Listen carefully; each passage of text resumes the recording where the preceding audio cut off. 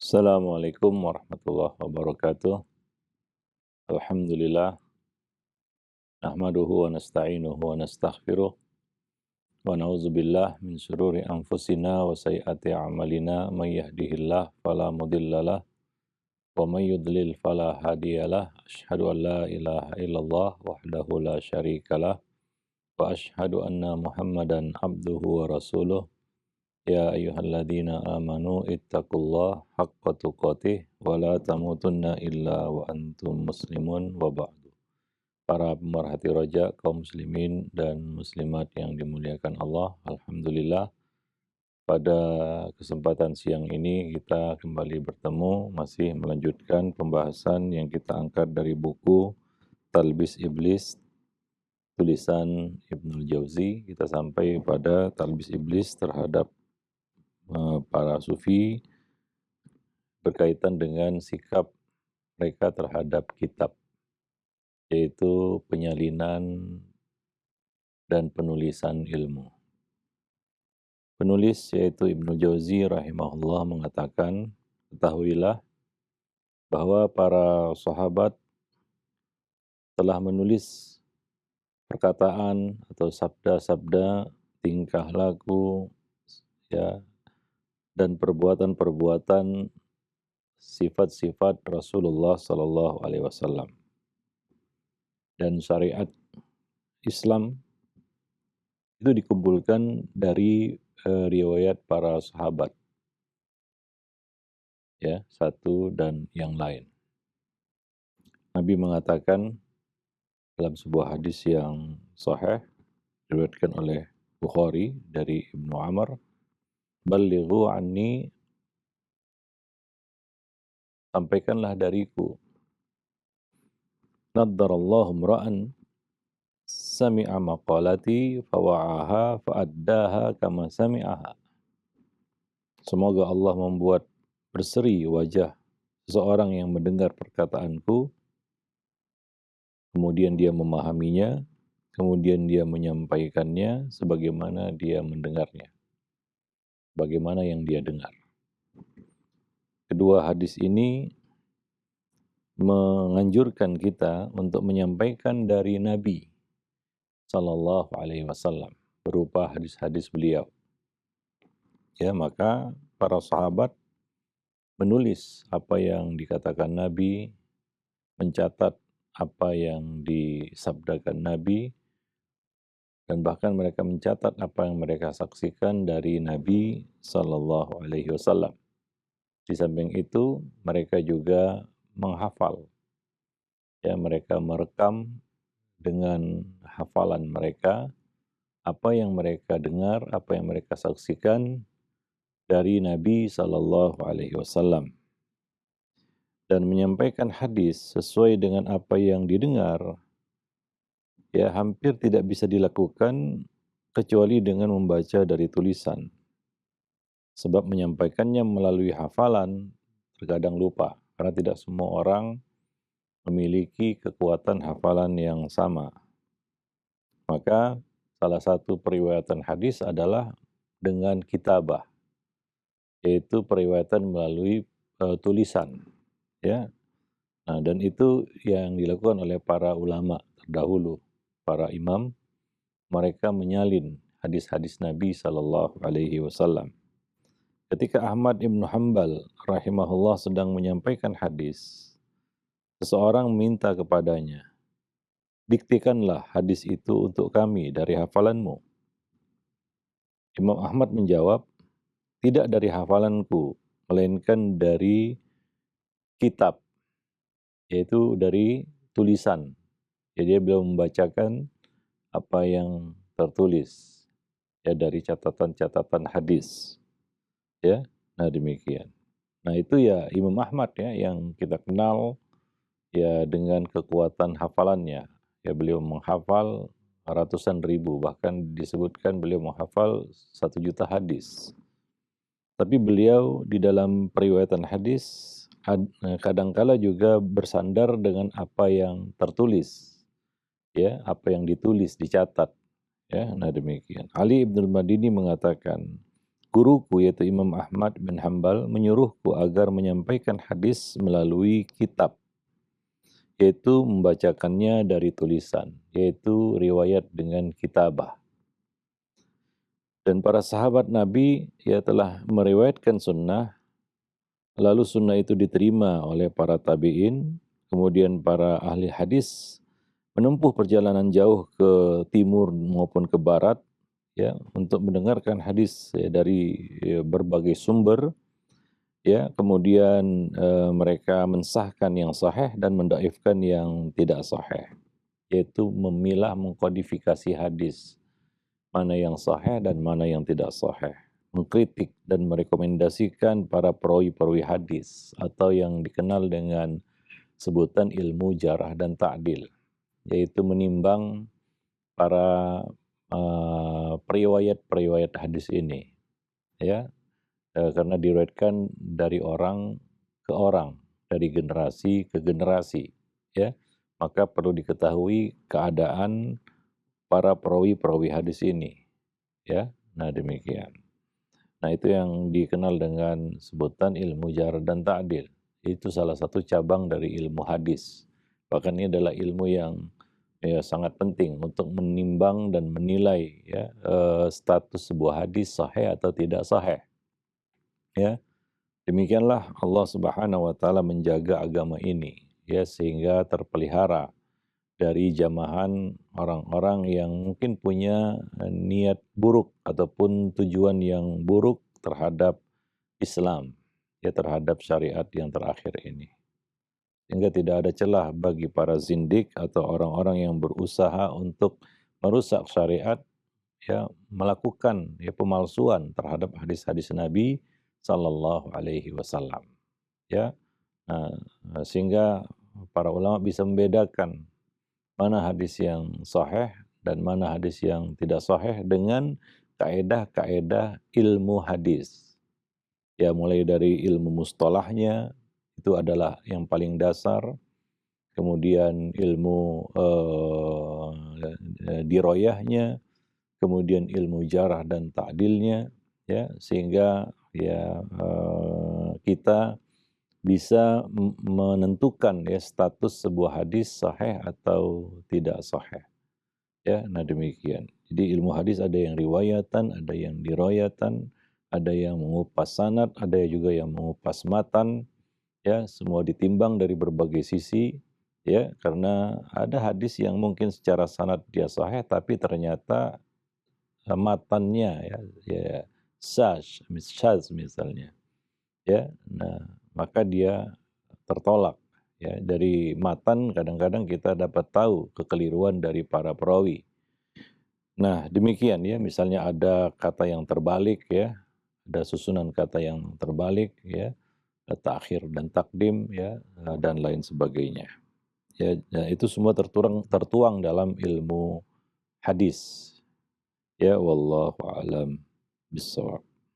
Dan demikianlah itu adalah suatu usaha kerja yang kita katakan sangat besar, artinya bagi Islam dan kaum muslimin dalam menjaga kemurnian syariat Islam, sehingga kita dapat mengenali Islam sebagaimana yang dikenali oleh para pendahulu kita, generasi-generasi salaf kita, seperti yang dikenali oleh para sahabat dari Nabi Sallallahu Alaihi Wasallam.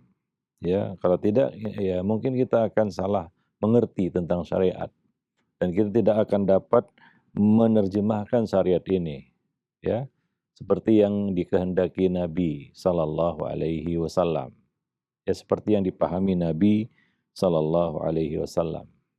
Maka kita perlu riwayat-riwayat dari para sahabat ini yang menggambarkan kepada kita bagaimana Nabi Sallallahu Alaihi Wasallam menerjemahkan wahyu yang diturunkan kepada beliau. Begitulah Islam ini dijaga dari langit, sehingga tidak mudah untuk dirusak, seperti agama-agama terdahulu, sehingga tidak dapat ditelusuri lagi akarnya, dan tidak bisa dipastikan lagi keautentikannya. Wallahu a'lam bishawab. Dan itu adalah kerja yang besar, ilmu hadis itu adalah ilmu yang besar. Ini adalah keistimewaan umat ini yang tidak dimiliki oleh umat-umat yang lain. Dan kita kaum muslimin patut berbangga ya karena kita memiliki ilmu hadis. Ya karena kita memiliki ulama-ulama hadis yang begitu ya gigih membela hadis-hadis Nabi SAW dari berbagai ya tindak pemalsuan ataupun usaha-usaha untuk ya memalsukannya ataupun merusaknya. Ya, nah demikian. Ya, lalu ada orang yang melenyapkan semua itu sehingga seluruh keletihan ataupun usaha itu terbuang percuma dan tidak mengetahui hukum Allah ya yang berkaitan dengan agama ini yang diturunkan Allah kepada nabinya. Ya, maka itu adalah suatu perlakuan yang semena-mena terhadap syariat. Tidak ada perlakuan yang semena-mena terhadap syariat seperti yang dilakukan oleh mereka ini yang berusaha untuk mengubur ilmu-ilmu yang sangat bermanfaat ini, yang sangat penting ini, yaitu ilmu hadis. Ya, maka ketika kaum sufi ini begitu membenci ilmu hadis, ya kita dapat membaca kemana arahnya, apa yang mereka inginkan. Ya, nah ya bisa kita katakan bahwa banyak bid'ah muncul di dalam agama ini itu disebabkan riwayat-riwayat yang dhaif atau pendapat-pendapat yang tidak berdasar kepada hadis atau kepada dalil. Ya, wallahu a'lam bishawab. Nah, dan syariat ya umat-umat sebelum kita itu tidak memiliki sanad yang terhubung hingga nabi mereka. Ya, semua riwayatnya gelap, tidak diketahui dan tidak bisa dipastikan apakah itu benar-benar dari perkataan orang tersebut. Ya, atau itu adalah perkataan nabi itu. Ya, nah demikian. Ini tidak dimiliki. Hatta Yahudi dan Nasrani tidak memiliki ilmu ini. Dan sampai sekarang mereka masih memperdebatkan ya keautentikan naskah kitab suci mereka. Ya, nah demikian. Ya, tidak usahlah hadis-hadisnya gitu ya. Kitab sucinya saja masih diperdebatkan tentang keautentikannya. Ya. Sementara Islam Allah jaga. Kitab sucinya jelas, tidak berubah satu huruf pun. Bahkan ya tidak bergeser, tidak berubah satu huruf pun dari apa yang telah diturunkan kepada Nabi Sallallahu Alaihi Wasallam. Sudah banyak usaha untuk memalsukan, untuk menambah, mengurangi, tapi gagal. Ya tidak mampu untuk melakukannya. Dalam hal ini kaum Yahudi berusaha banyak ya. Dalam sejarah disebutkan mereka berusaha untuk menambah atau mengurangi dan itu tidak bisa ya. Nah, dan yang lebih menakjubkan lagi adalah hadis-hadis Nabi juga dijaga oleh Allah Subhanahu wa taala. Ya karena yang dimaksud dengan inna nahnu nazzalna dzikra wa inna lahu lahafizun, sungguh kamilah yang telah menurunkan adzikr yaitu Al-Qur'an dan hadis dan kamilah yang akan memeliharanya. Dan Allah memelihara bukan hanya Quran tapi juga hadis. Sehingga tidak mudah seseorang itu mengatakan Nabi berkata, ya,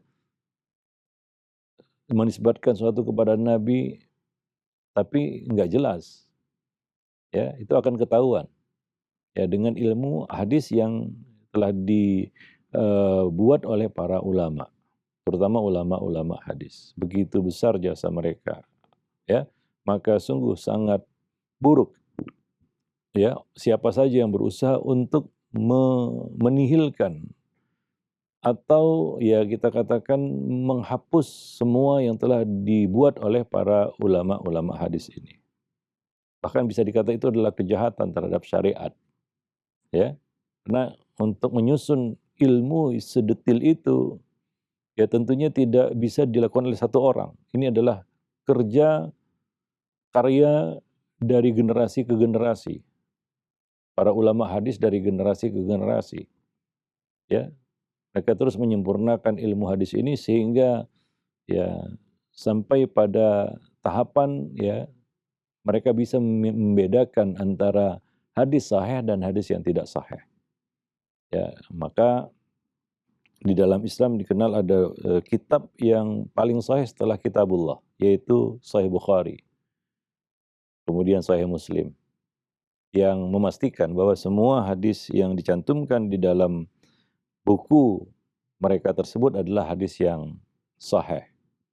Ya, seolah-olah kita mendengarnya dari Nabi Shallallahu Alaihi Wasallam, dari lisan Nabi Shallallahu Alaihi Wasallam, seolah-olah kita melihat Nabi Shallallahu Alaihi Wasallam.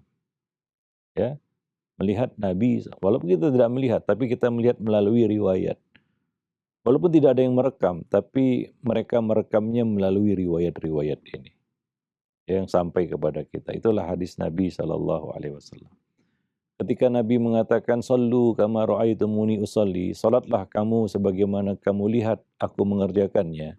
Tentu tidak semua umat melihat langsung Nabi salat. Lalu bagaimana kita salat? Seperti yang diinginkan Nabi, yaitu seperti Nabi melakukannya. Maka kita pasti mengandalkan riwayat. Tanpa riwayat nggak akan bisa, karena kita tidak melihat Nabi Sallallahu Alaihi Wasallam. Tapi kita bisa melihatnya melalui riwayat. Para sahabat menceritakan kepada kita, menggambarkan kepada kita bagaimana salat Nabi Sallallahu Alaihi Wasallam. Sehingga kita salat tidak asal-asalan, tidak seperti semau kita. Wah, saya mau begini modelnya, saya mau begini caranya. Ya, karena Nabi Sallallahu Alaihi Wasallam ya mengatakan, "Sallu kama ra'aitumuni usolli." Salatlah kamu sebagaimana kamu lihat aku mengerjakannya. Artinya salat itu ada ketentuannya, ya, mulai dari takbir sampai salam. Nah, para sahabat menggambarkannya kepada kita, seolah-olah kita menyaksikan Nabi mengerjakan salat. Banyak riwayat-riwayat berkaitan dengan sifat salat Nabi Sallallahu Alaihi Wasallam yang sampai kepada kita dengan sanad yang sahih, melalui riwayat-riwayat yang sahih yang bisa dipertanggungjawabkan keautentikannya. Ini adalah nikmat yang besar, yang tidak akan ada dalam sejarah umat manusia lagi sampai hari kiamat. Ya, tidak ada agama yang dijaga seperti halnya Islam. Ya, keautentikannya dari sumber aslinya. Ini adalah bukti ya bahwa ya, Islam adalah agama yang Allah pilih sebagai agama penutup untuk umat manusia. Ya, nah demikian. Wallahu a'lam bishawab. Maka dikatakan bahwa sanad adalah salah satu keistimewaan umat ini. Ya, salah satu keistimewaan umat ini. Ini diakui ya oleh Muslim dan bahkan non-Muslim. Ya, bahwa ya ilmu sanad atau ilmu hadis adalah keistimewaan umat Islam. Keistimewaan Islam terletak pada ilmu ini. Yang tidak akan mungkin, ya. Bahkan orang paling pintar sekalipun, yang paling tinggi IQ-nya, nggak akan bisa untuk merancang sebuah ilmu sedetil ilmu hadis ini. Ya, dan ini dibangun dari generasi ke generasi. Bukan karya satu orang, tapi ribuan orang terlibat di situ. Ribuan ulama, ribuan ahli ilmu terlibat di situ. Dari generasi ke generasi. Ya, ini bukan kerja manusia. Artinya ini bukan dirancang oleh manusia, tapi yang merancangnya adalah Rabbul Alamin, Allah Subhanahu wa Ta'ala, melalui hamba-hambanya yang Allah pilih. Mereka lah ahli hadis, mereka lah ulama-ulama hadis. Mereka lah ya pembela-pembela dan penjaga-penjaga syariat ini yang Allah pilih. Ya, nah demikian. Dan ini diakui baik oleh Muslim maupun non-Muslim. Ya, seperti yang disebutkan oleh Dr. Asad Rustum, dia adalah seorang penganut agama Nasrani ya. Ya, dalam kitabnya yang berjudul Mustalah At-Tarikh, ya, tentang sanad dan urgensi sanad, yang mana ya itu tidak ada di dalam agamanya gitu ya. Ya, itu tidak ada di dalam agama tersebut gitu. Hanya ada di dalam agama Islam. Hanya ada pada umat ini. Wallahu a'lam bishawab.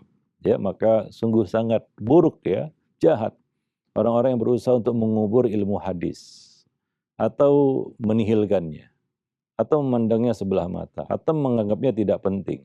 Lalu bagaimana kita bisa memahami syariat ini jika kita tidak memiliki hadis? Ya. Nah, Al-Quran dapat dipahami dengan baik, dengan sempurna ketika kita memiliki hadis-hadis Nabi yang menerjemahkan apa yang tertuang di dalam Al-Quran tersebut. Ya, nah demikian. Ya, ini adalah suatu hal yang bisa dikatakan penting ya di dalam agama Islam. Ya, ada seorang zindik ya yang berusaha untuk memalsu hadis-hadis Nabi, tapi ketahuan ya.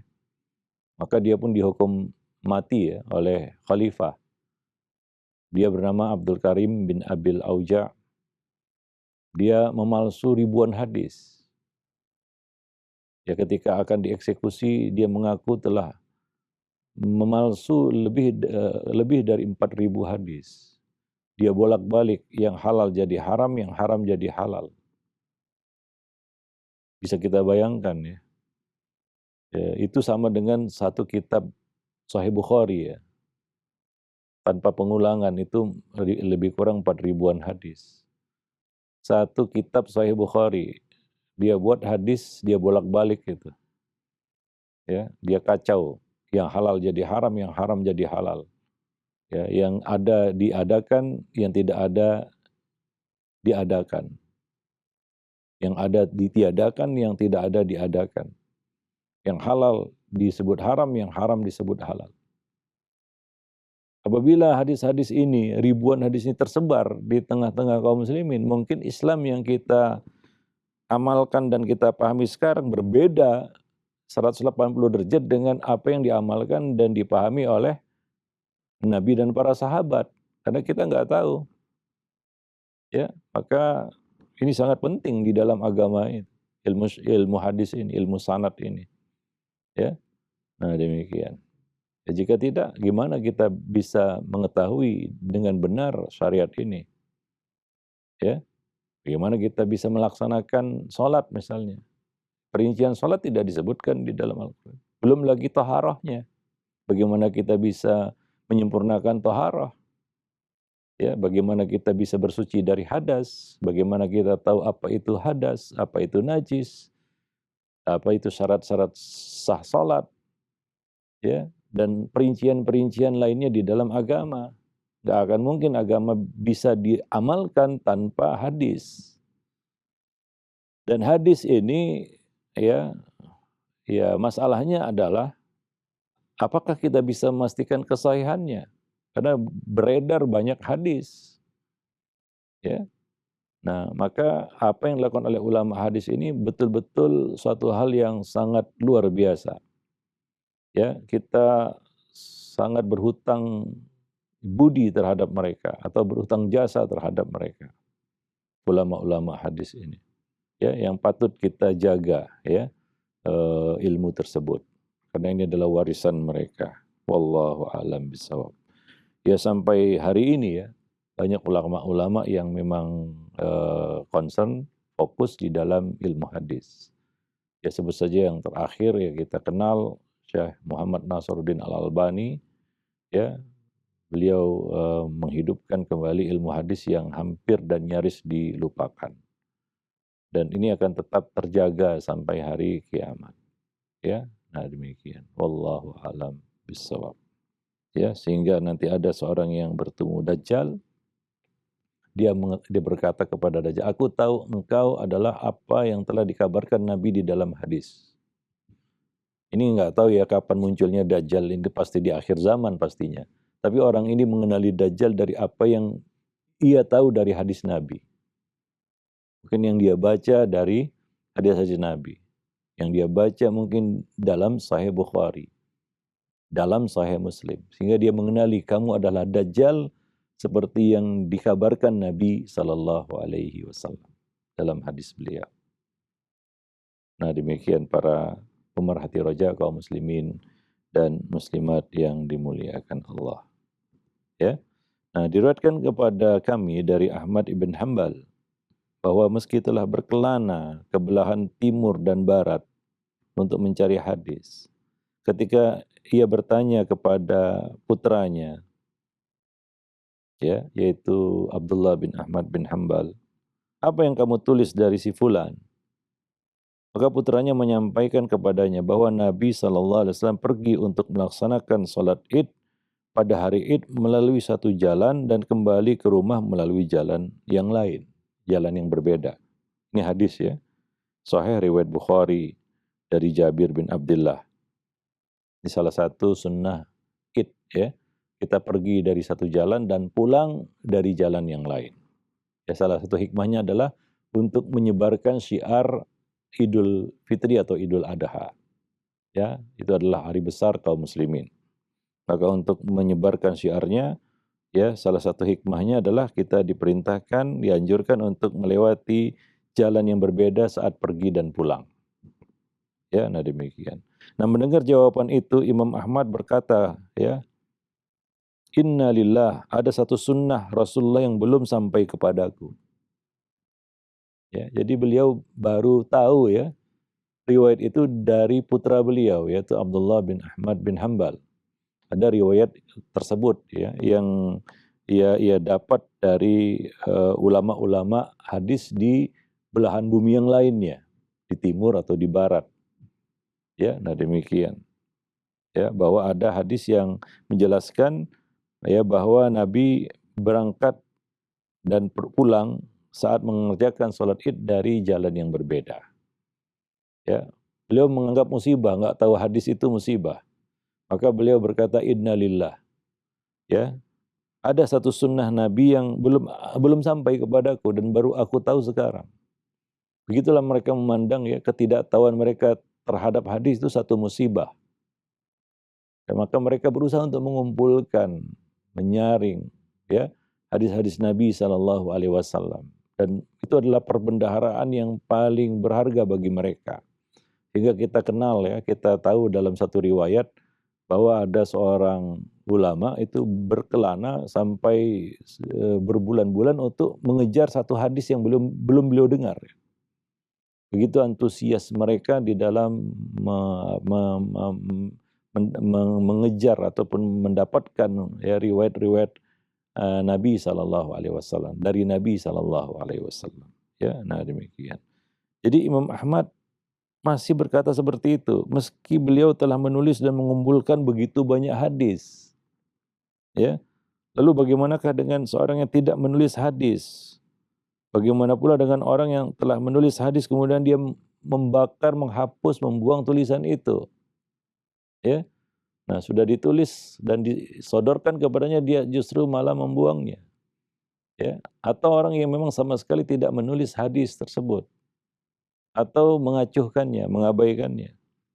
Ya, apabila kitab-kitab hadis dihilangkan atau dikubur, ya, maka apa yang dapat dijadikan pedoman ya ketika hendak memberi fatwa atau mengetahui bagaimana menyikapi suatu peristiwa? Ya, apakah harus merujuk kepada si fulan yang zuhud itu sementara dia nggak tahu apa-apa? Atau si fulan yang sufi itu? Atau jangan-jangan justru mengandalkan lintasan-lintasan pikiran semata, anggapan asumsi, ya? Atau dugaan-dugaan semata, atau perasaan. Ya, nah demikian. Nah, maka kita berlindung kepada Allah dari kesesatan setelah petunjuknya, ya setelah mendapat petunjuk darinya. Ya wallahu a'lam bishawab. Nah demikian ya penuturan dari Al-Imam Ibnul Jauzi ya berkaitan dengan sikap ya kaum sufi ini terhadap ya penulisan ilmu ya penulisan ilmu kitab. Maka ya sampai hari ini ya kita katakan ya maktabah atau perpustakaan itu adalah satu nilai plus ya bagi sebuah lembaga ilmu. Ya, ya mau itu sekolah, universitas, jamiah, apapun namanya, ya, ya perpustakaan atau ya, maktabah, ya itu adalah suatu uh, kekayaan, perbendaharaan bagi mereka, satu kekayaan ilmiah yang dibanggakan. Bahkan nilai satu lembaga ilmu itu dilihat dari bagaimana mereka menghormati karya-karya tulisan-tulisan para ilmuwan ataupun para ulama. Ya, nah demikian. Wallahu a'lam bishawab. Jadi sangat aneh ya, jika ada lembaga ilmu, mau itu sekolah, pesantren, ya apalagi ya kita katakan universitas ya, jamiah, tapi nggak punya perpustakaan itu. Ya dari dulu ya, lembaga ilmu itu berbangga-bangga dengan apa? Dengan lengkapnya perpustakaan. Ya, semakin lengkap perpustakaan yang mereka miliki, semakin tinggi nilai mereka, gitu ya. Semakin membanggakan bagi mereka. Ya, demikian ya para ulama-ulama salaf terdahulu. Nah, tapi kita lihat hari ini ada ya lembaga ilmu yang mengaku menisbatkan diri itu kepada ilmu, ya, baik itu sekolah, pesantren yang nggak punya perpustakaan, gitu ya. Ini jangan-jangan kena virus sufi. Wallahu a'lam. Ya satu lembaga ilmu, lembaga pendidikan, tapi nggak punya perpustakaan itu. Atau dinilai nggak penting. Ya kalau dilihat dari kelengkapan sarana olahraga, ruang makan, dapur, dan lain sebagainya, itu seperti fasilitas hotel bintang 5. Semua kita katakan sarana olahraga lengkap. Ya, dapur, ruang makan seperti restoran mewah. Begitu giliran ditanya perpustakaan nggak ada atau masih dipikirkan. Ya, bahkan mungkin nggak disiapkan ruangannya begitu ya. Atau ada juga tapi ala kadarnya gitu, seperti rak buku di masjid begitu ya. Memprihatinkan sekali sebenarnya. Ya kita cuma bisa berkata innalillah aja. Jika ada lembaga pendidikan nggak fokus, nggak peduli terhadap perpustakaan begitu ya. Tidak memperkenalkan siswanya, santrinya untuk membaca buku, untuk cinta buku, untuk suka membaca. Karena ketahanan belajar itu bisa kita lihat dari ya sejauh mana minatnya untuk membaca. Ya, maka para ulama dahulu itu dikenal dengan ya mereka itu sebagai orang-orang yang memang punya minat baca yang tinggi. Para ulama itu. Ya, mereka adalah orang-orang yang punya minat baca yang tinggi. Sehingga disebutkan ya dalam biografi Syekh Al-Albani ya, bahwa beliau itu kalau kedatangan tamu karena ia merasa nggak mau terluput dari suatu faedah ilmiah, satu mata ke tamu, satu mata ke buku gitu. Yaitu tetap baca buku sambil melayani tamu gitu. Itu luar biasa ya bagaimana minat ya membaca itu dari situ ya ketahanan menuntut ilmu itu, ketahanan belajar itu muncul itu. Tapi bagaimana kalau kita lihat penuntut ilmu hari ini nggak suka buku, ya, nggak kenal maktabah, karena memang nggak ada di sekolahnya gitu ya. Ini ya mungkin ada yang salah di sini ya, mungkin ada yang perlu kita robah di sini. Tapi kalau sarana yang lainnya lengkap itu. Sebenarnya kita sekarang mau apa gitu ya? Ngumpulin anak-anak untuk belajar ilmu dengan sekarang mau ngapain begitu? Wallahu a'lam bishawab ya. Nah itu satu hal yang sangat memprihatinkan sebenarnya. Wallahu a'lam ya. Nah demikian itu saja mungkin yang bisa kita sampaikan dalam kesempatan yang berbahagia ini, mudah-mudahan bermanfaat. Aqulu qauli hadza astaghfirullah li wa lakum wa lisairil muslimin innahu huwal ghafurur rahim.